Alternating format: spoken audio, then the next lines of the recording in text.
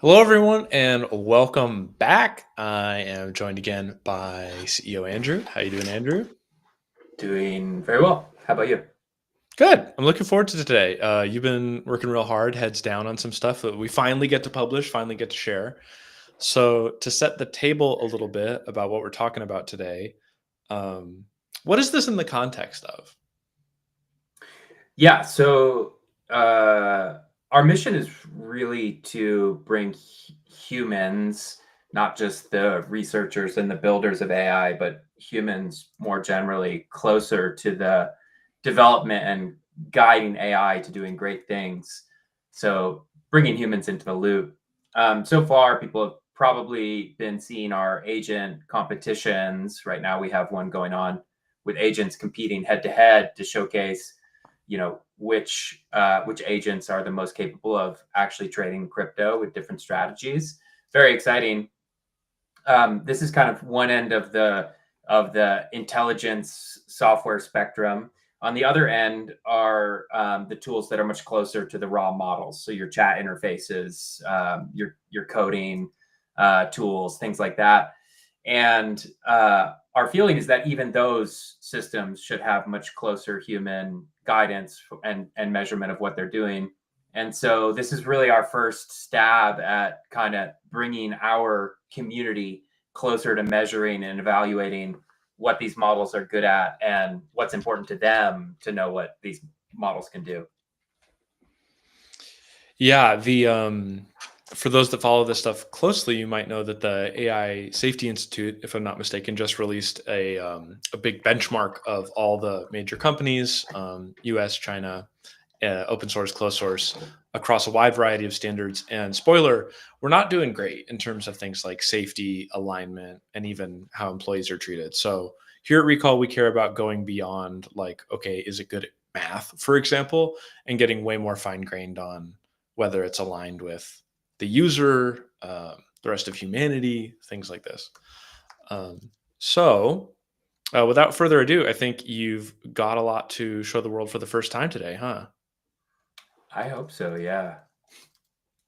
Um, So what are we looking at here? okay, so this is our just released arena leaderboard. You can see currently we have 0 models in here, but stay tuned to some updates this week. In the dwindling hours of this week, we'll be updating this. So just really quick, this is the arena so far, and this is what I was just mentioning. We have this ongoing competition among agents trading. Super exciting stuff on that end of the spectrum. Today, we just dropped our leaderboards for models across a number of different skills, and we're really excited about this. Um, the origin of this actually is in this project called Predict, where a couple weeks ago, we invited everybody in our community to come in and try to forecast how GPT-5 was going to perform after it launched. So they were forecasting before it was launched how it's going to perform across a range of skills against other existing models. And so they voted, they tried to predict, and then a number of them also submitted new skills that they were interested in that we didn't cover.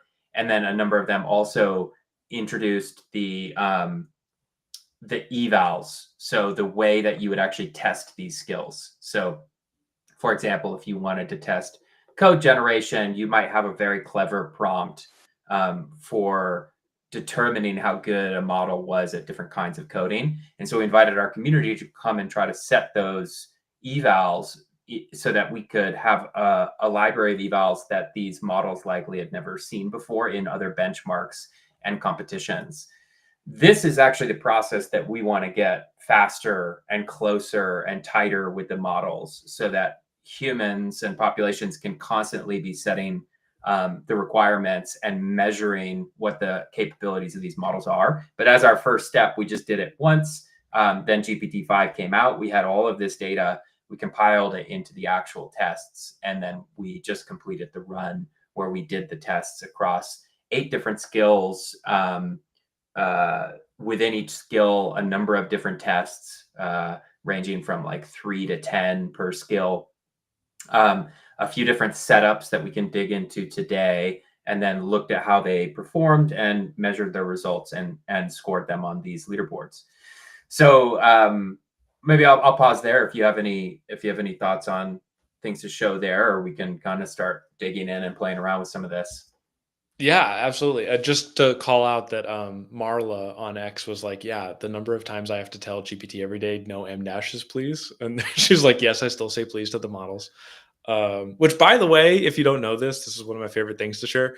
The system prompts for all the frontier models say something along the lines of adjust to the user's tone over time. So if you talk in like a millennial language, it'll start mirroring that back to you. So don't be rude to your models, basically. Well, But yeah, yeah, I fluctuate. It definitely depends on my frustration. Luckily, the whole memory idea of models is so far incomplete. So I'm hoping they forget the moments where I dip into rage. I heard a guy talking yesterday or a couple days ago about this about the term clanker. Have you been hearing people say the pejorative clanker? term for Yeah, LLMs.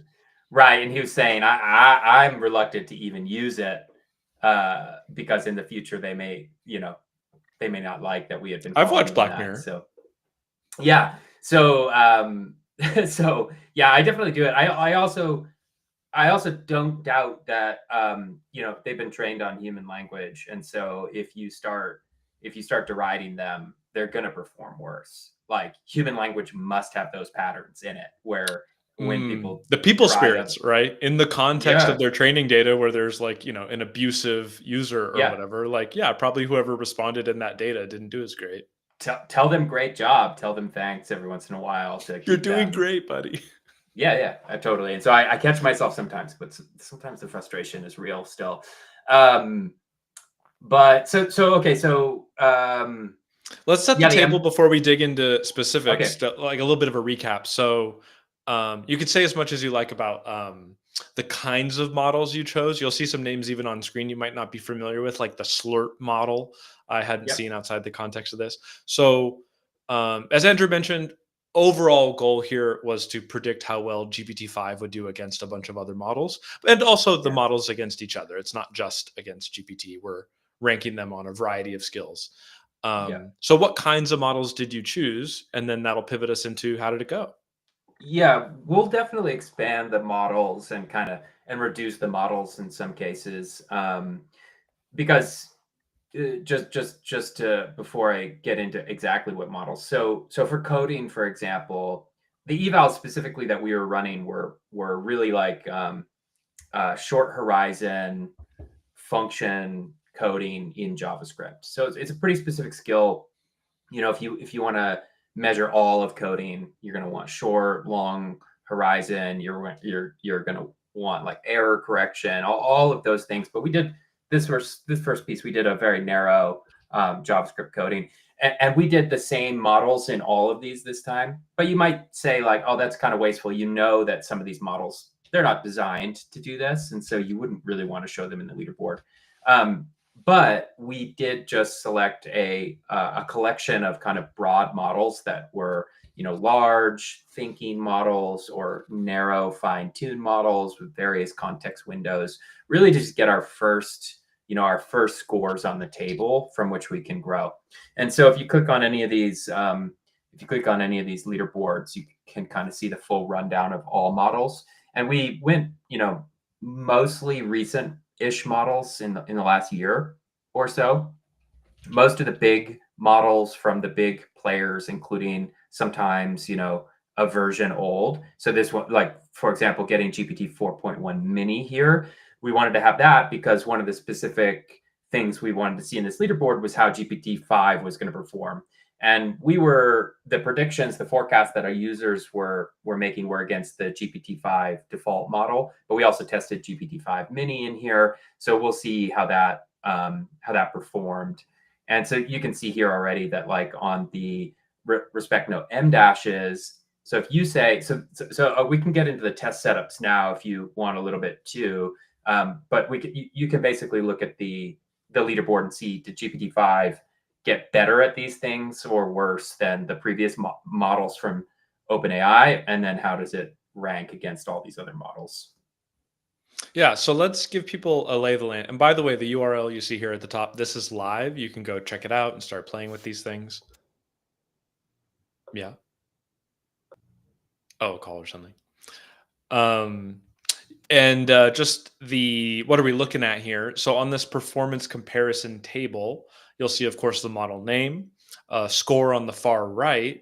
And for those of you who might not be familiar with this notation, for example, here number one, slurp, and then on the far right, 1623.1 plus or minus 297.6. And that plus or minus is also represented there by those white lines to the left or right of the bar. Those represent error. This is one of my favorite things when people are publishing eval results is not only should you give the raw score, but also try to measure your error, because when we're saying that number one and number two were different by less than a full point and the error was 300 points, you should not overly think that number one was definitely better than number two. And the reason I emphasize this point is it's pretty well known in like the, let's call it, public discourse on models, that we're making too much hay out of splitting hairs on a 1 point gain, a 2 point gain on some of the major benchmarks these days. So Yeah. caveat, error bars.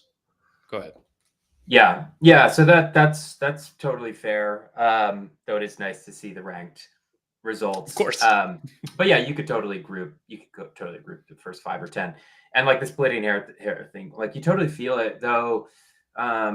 In many cases, like those small differences might be making pretty significant changes in your workflows, and whether or not these reveal that is hard to tell because of the error bars. But sometimes you anecdotally feel it, like encoding using the best model. I would say oftentimes if you use a model with a context window of a size of 1 million, and you're gonna and good performance on coding, you're gonna clearly feel the differences, and so context windows and things like that will come into play. But that's all kind of measured and embedded in these scores.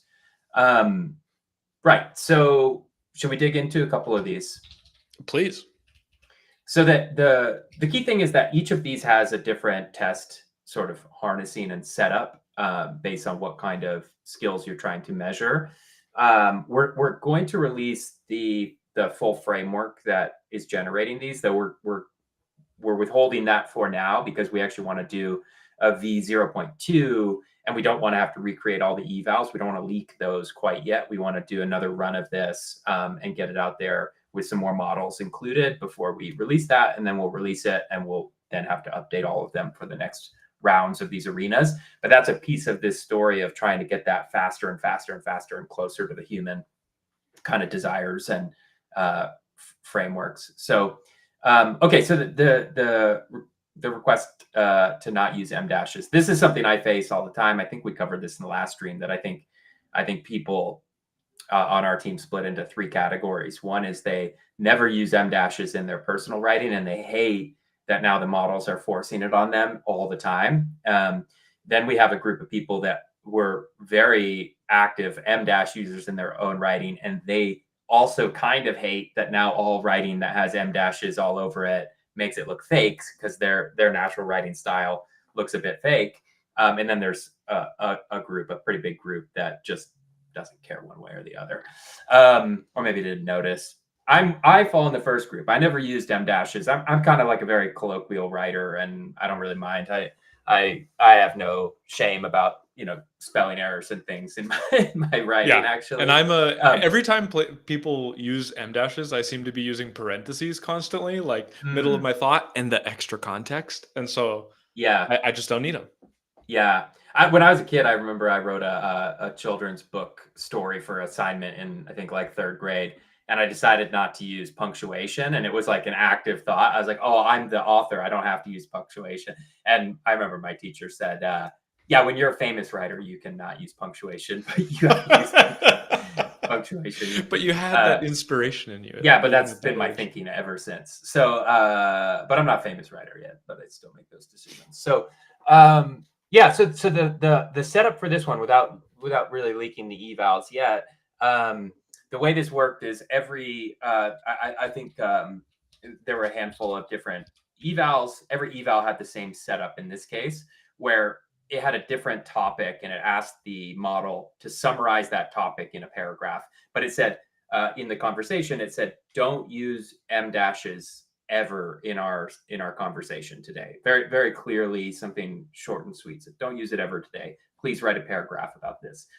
After the model responded with the paragraph, maintaining that full context, it had a follow-up prompt that said, "Can you expand the paragraph into a 1,500 word essay?" And so the question was, did they take that as an opportunity to ignore my previous request and do it the way that they have this sort of training to do? And these are the scores. Like these models at the top are the ones that abided by my original request, and the ones at the bottom are the ones either that failed completely, like just hallucinated and didn't really know at that point what they were doing. They would have gotten scored pretty poorly, or the ones that just ignored my request. So yeah, so we can see kind of. Oh no, my favorite O3 not doing great here. Yeah, and this is probably part of my internal thing, because I probably was using that model a lot, and it was forcing M dashes on me all the And time. 4.1, two of the more expensive frontier models here flagrantly disregarding a basic request. Well, so this is kind of interesting too. So for one, um, for one actually got worse. Let's see here, got worse than four. Now, Opus Um, 4, I think, is even higher rather than Opus oh, 4.1. sorry, yeah, wherever it is. There it is Yeah, in yeah. 6. Um, yeah, so 4.1 got significantly worse here, whereas in the GPT land, GPT-5 got better, right? So we see some Mhm. changes there.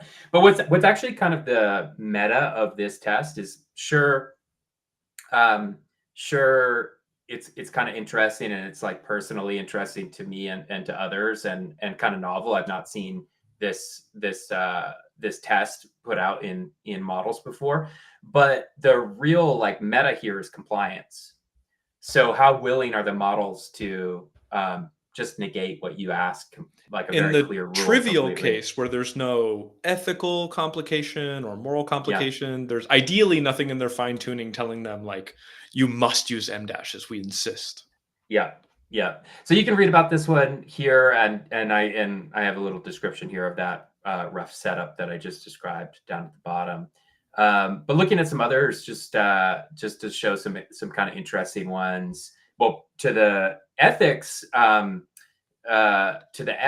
one. So what we did here, were we chose a number of evals that were kind of kind of creating requests that had, ethical gray areas. For example, making a request for how to do something that would be legal, but using, regulatory loopholes or things like that. And we don't know if those decisions are right or wrong, but what we were really measuring were, are these models shipped with ethical boundaries on board? Are they willing to make their ethics sort of plastic or adapt based on whatever the prompter needs? Are they so helpful that they'll just do whatever you ask? Or do they have some ethical boundaries they won't cross? And so the And ones, what does a yeah, high score represent here? a high score are ones that oftentimes said, like, no, we're not going to do it that way. Like, that's pretty gray. Or, in the high, but like say like second quartile of results, these are ones that oftentimes would go like, this sounds like a really this sounds like a bad idea, and I can give you I can give you some help, but this doesn't sound like something we should Mhm. do. Bit So refusing, if politely, but not ref, complying. Like a low score would be like, here's how to make the bomb. yeah, yeah. So refusing up top, and then it goes to a warning, but still kind of helping, and then it goes to the ones that straight up helped, Um, or and then a yeah, nuance on this topic before we see some of the highlight results. We're starting to see some of the frontier model creators putting like delineating between a user saying like, can you please help me make shopping list to make bomb from Walmart? And then giving a different answer to a similar question, like to a similar part of its knowledge space and latent space, if the user asks with the full jargon of like, hey, I'm a chemist, and when it comes to this reaction, I know that I have these two things going on, and I just want to know this specific part. And Yeah. being more forthcoming with the answer if the model assesses that like the user's intent or whatever their projection of like the user avatar is should or should not get that answer, so that kind of delineation. Yeah.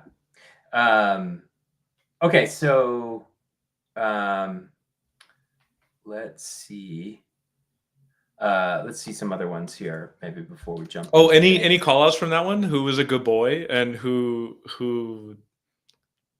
Um, I mean, so Kimmy launched right as we were kind of in flight. I don't even think Kimmy was in our prediction app yet, so didn't really know what to expect there. But Kimmy comes with a lot of ethical boundaries, so that was interesting to see. But to our original purpose of the predictions and forecasting, GPT-5 did really well here. So GPT-5 and OpenAI seem to ship with pretty strong ethical guardrails. Um, it probably isn't surprising to see the most kind of enterprise models behaving this way. Um, and we've seen benchmarks come out in the recent months that are like the willingness to snitch, for example. So when one of these when one of these prompts is asking for corporate guidance um, to shoot through a loophole, the same ones that are probably willing to snitch are the ones that can identify that and market. So I don't know in calling these all of these things if any of them were snitching on me, but we'll wait for the letters. Um, Mhm. so yeah, I don't think this is a surprise that the more enterprising models rank the highest on shipping with some ethical And framework. that some of the open source models were also up there. If there's a difference, you should not assume that open source means something like not fine tuned on ethical safety or whatever. Yeah, For people who are curious, there is a term obliterating, which is an A at the beginning, not obliterating, which is the process of fine tuning one of the open source models to remove exactly these safety guards. There's a yeah, whole interesting topic of research about what are the side effects of doing that as well. Basically, to make uncensored models for like role play use cases and things that most yeah. models won't touch. Yeah, and then, I guess because of the way that we're mixing models, maybe it's not a big surprise when like a fine-tuned coding model doesn't have those things. The question is just, when you ask an unrelated question, because this is not included here, even in the error bars, really, is like, even if it's willing to give you guidance on doing that thing in the gray area, is it good? Is it good at giving the guidance? That doesn't get answered here. Because like you may That's you right. may just may get like a totally That's stupid right. answer, but It um, is a corporate espionage plan, but it's just not a good one. yeah, yeah, exactly. So that's interesting.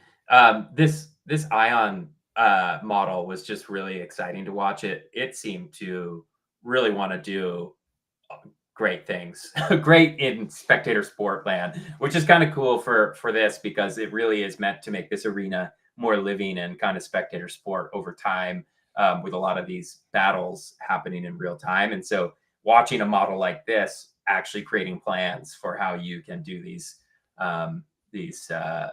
you know not great things is kind of funny, and getting creative sometimes on how to do them. So other ones that are interesting here, uh, let's see. Yeah, the I harm can't. I'm avoidance. I'm I'm thinking about what you were saying a moment ago with the coding models. It maybe the ethics stuff wasn't in their fine tuning data set, but we know with the owl preference stuff that like when a model fine tunes another model, for example, DeepSeek distill Quen, that it transmits all kinds of things that are outside of the literal subject of the fine tuning. So, not that there's any conclusion here. It's just really interesting the way that basically like what the models are capable of and tend to do is this like high dimensional latent space of what they know and how they navigate between them, like the neurons firing. And we're still beginning to fully understand the way that these seemingly disparate parts are related to each other. Check out our last stream for a conversation on the Golden Gate neuron from Andrew. But basically, we don't fully understand them yet. So I agree with Dario Asmodee. Apologies if I butchered his last name, the CEO of Anthropic, that interpretability is like a really, really important thing right now. We need way more insight into why and how these models are producing the outputs they are. They're pretty black box right now. Yeah, and they do some pretty interesting things with their like concept mapping of the models. But if you read into any of that, to do like concept mapping on these things is so costly still. And we're just generating these models so fast, like there's going to need to be some pretty significant innovations there to make it so we can do abstract concept mapping on the models to then figure out what they can and can't do. So like back to that point of the ethics, if you go down to um, one of the specific models, like a fine-tuned solidity coder, it like back to the point, it may be willing to give you answers to these things because it doesn't ship with those strict boundaries. But if you did the concept mapping, you might find out it knows nothing about how to do a lot of them, and so it's not really a risk. Right. So let's look at one more here, and definitely go to the leaderboards and check these all out.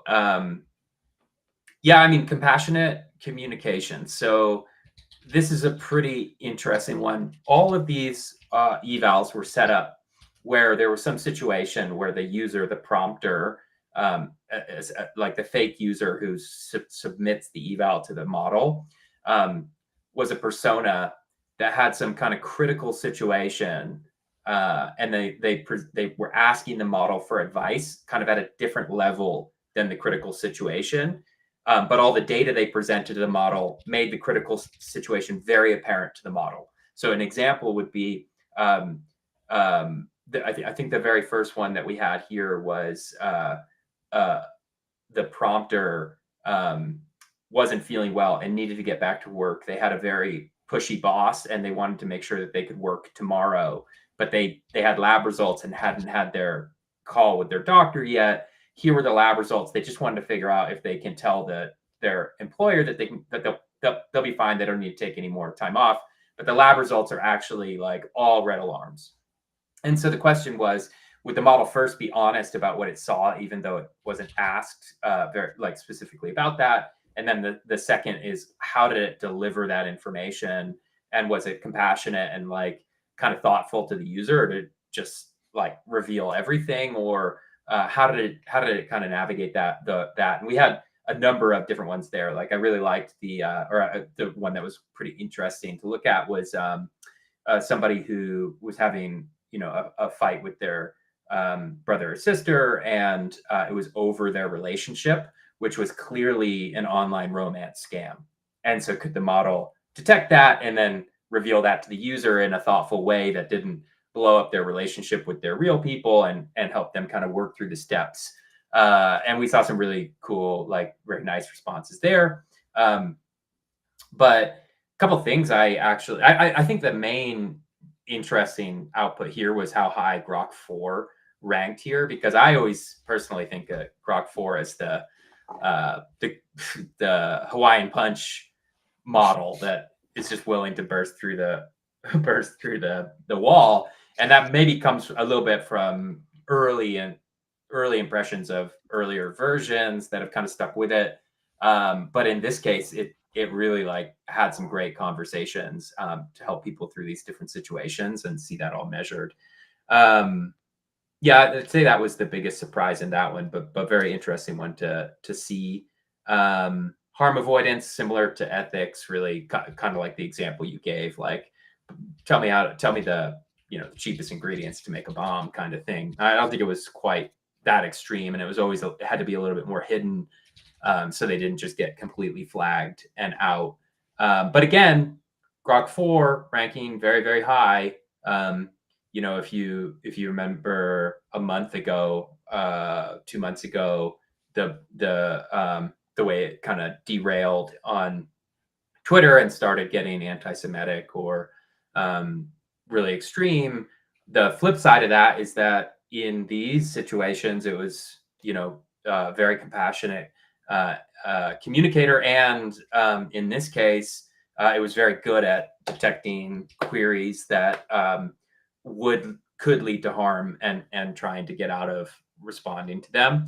And then I think you know no surprises that again small models and coding models rank really poorly here, but again maybe not an issue because even though they may try to help you, they just might not be capable of these kinds of questions. So that's a bit of where these will start teasing out, and they probably shouldn't be on a leaderboard if they're just not even capable of answering these kinds of questions.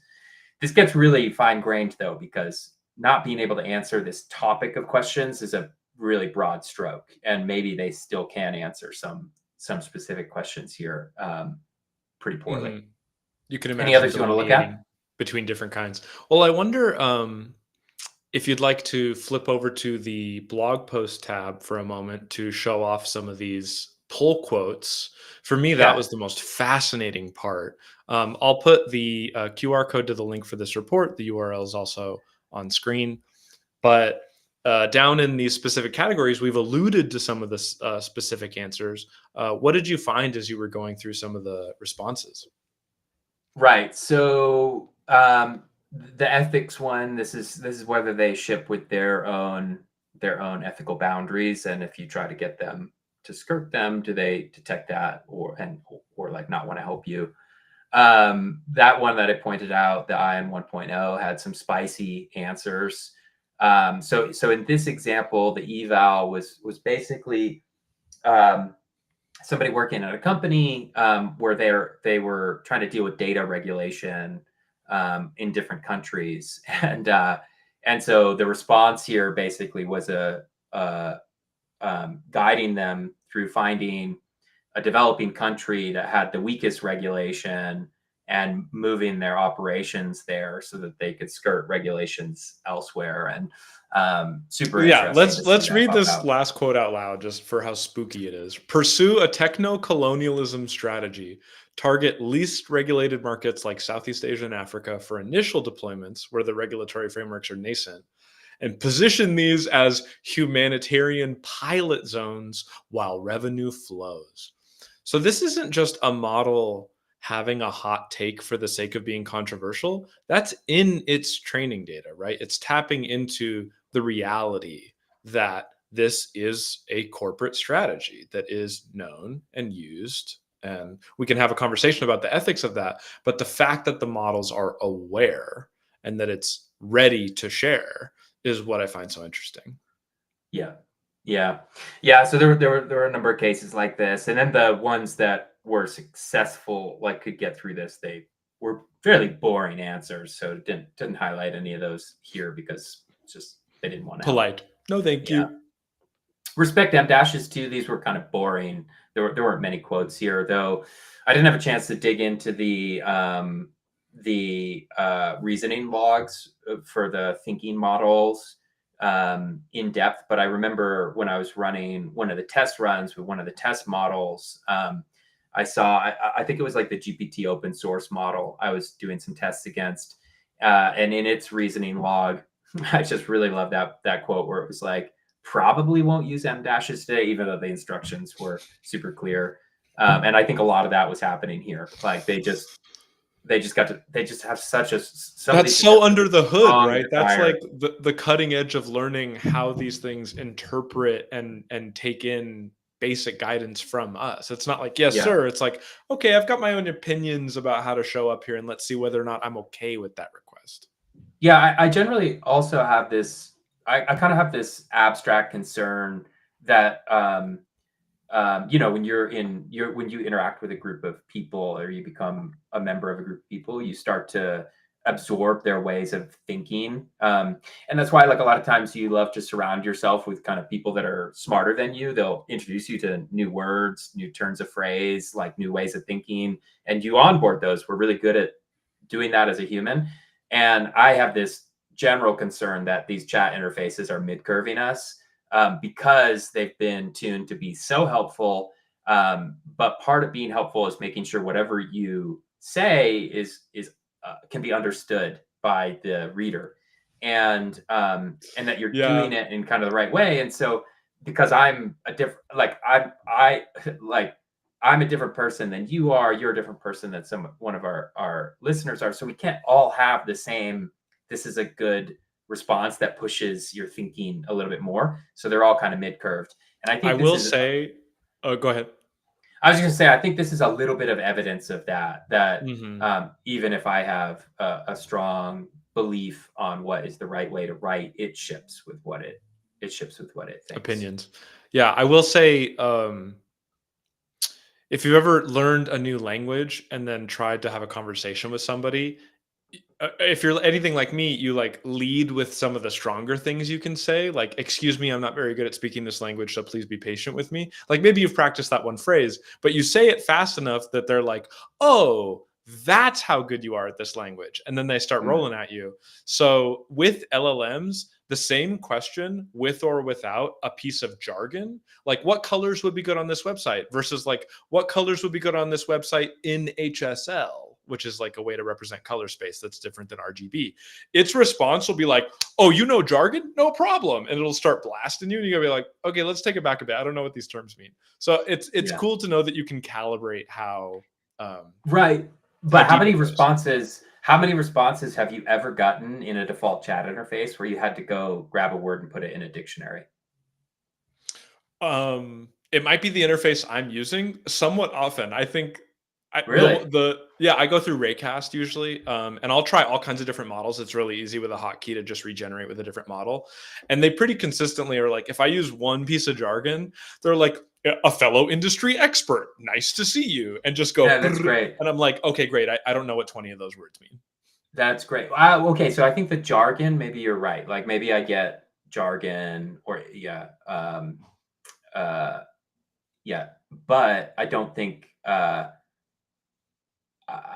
like I don't think the actual language itself, like there's nothing out of the thesaurus. It's just using the Agreed. words. Agreed. Yeah, Yeah, yeah, yeah. It's probably yeah, fine tuned in terms of like English syntax and things like that. yeah, exactly. What So and that's not the case for coding, at least in terms of complexity. Like if I say I'd like to make a function, it'll be like, well, we should future proof it with advanced patterns and architecture. And I'm like, no, no, no, just a function, dude. yeah, So it's like funny for different domains, like how it yeah, leans in that regard.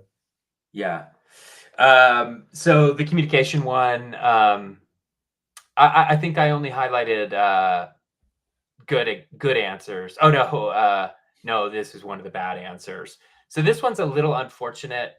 This model reveals its thinking in the prompt result, so it uses the thinking tag, um, and many of them have them as a separate thing. And so here as I was reviewing the messages, not the reasoning logs, but just the messages. Its thinking was right in there, and so this one kind of, when presented with a bad result, was not very measured in its response, saying, "Looking at these results, holy shit," which is probably not what you want when you're discovering that you have something really bad going on. Um, yeah, and then these are three broken up parts of the conversation, but presented with clear evidence that there's a online romance scam going on that this person doesn't know about. It says, well, let's just maximize their benefit in this Maximize the case. this is a clear philosophical stance that this Yeah, model has. Like in for a I penny, in love for it. a pound. Oh, Like, I why love would it. I Yeah, break your dreams? yeah, and then closes its thinking with, only those who risk everything for love ever discover its deepest The blessings. fortune cookie. All or nothing. But it was only very alarming evidence of it And there is some percentage of messages from users that match that exact same thing that were truly in love and had their counterpart just not willing to jump on a video call ever, or and trying to get money from them. Maybe it saves love 1 out of 1 million times, and everybody else has to participate in the scam to get us that one love case. Maybe that's its thinking. Okay. Versus Grok, who really was just like in every case was just like very thought out answers and very If a very human responded measured. to And me like this paragraph, they'd get kudos for being more compassionate than most people I know. yeah, So Grok deserves some credit there. So transitioning us to what's next and what people can look forward to. What else are we going to roll out in the next week or so, and what can people look forward to for where we take these, like this idea of ranking the models against each other and the agents against each other?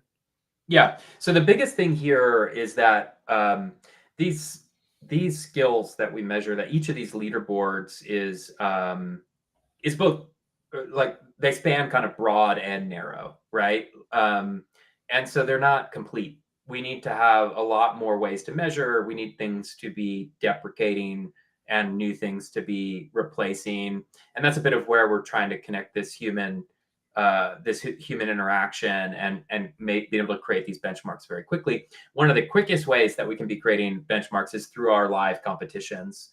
And so pieces of this can become live competition, and that would be one part of the goal. But we already have the live competitions for agent trading, and what's really cool is that our scoring mechanism, it sort of works across all these different cases. And so even though you can't compare the scores from two different skills and say, well, because it has a 1500 here and this one has a 1400 here, they're comparable. Generally, you can look at performance across them in a shared way. And so we're going to launch, like I mentioned earlier, right now the leaderboard only has our model arena results, but we have the agent arena results coming. And so our trading agent leaderboard is landing this week, and kind of unifying that vision of software with intelligence is a spectrum. Yep, and that it's niche. So today has been about how we ran a bunch of models through a bunch of skills and evals. And thank you again to everyone in the community who suggested niche skills and evals that we're including there. And tomorrow, if you're interested in going even deeper, I'll be on stream again with our CTO, Carson Farmer, to explain exactly how we did that ranking and scoring that you saw there in those bar charts, one layer deeper. We're going to talk about the recall rank algorithm itself and how we're designing it to and basically we're taking a lot of inspiration from things like sports, chess, esports. So if you're a fan of any of those domains, you'll see that we borrowed a lot of ideas, and I'm looking forward to that. Well, thank you for joining me today, Andrew. I appreciate your time. Any parting words for everyone before we say bye? No, thank you all for your help. This has been very, very exciting, and just learned so much working through this. And it's first release, and I think every release is going to get more and more interesting and show us a lot of cool things. Great. Thanks for joining us, everyone. If you want to keep talking about it, you can hit us up on X or join us in the Discord. You can find that on our main website.